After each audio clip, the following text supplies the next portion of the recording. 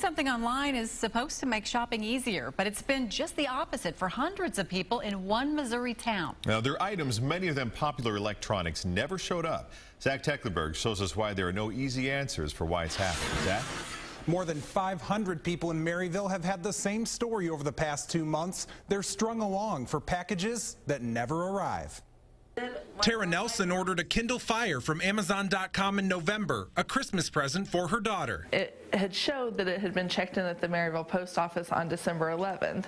I went up to the post office on December 19th to pick it up, and they had no record of it being there. Nelson says she called FedEx. Customer service told her to pick it up at the post office. She went back, and it still wasn't there. So Nelson called Amazon for some answers. They immediately sent out another package for me and just overnighted it. Nelson got the Kindle Fire just in time, 4:30 on Christmas Eve. Once I told a couple people about it, you know, they were relaying their stories of things that had happened to them. A source who agreed to speak anonymously to 41 Action News says Nelson's package is one of more than 500 since late October bound for Maryville that never made it. Our source says the vast majority of the packages come from Amazon orders and are distributed through a delivery service hired by FedEx. Those FedEx packages are supposed to be arriving to a warehouse located somewhere here in Kansas City. That contractor hired by FedEx is then supposed to drive them up to Maryville.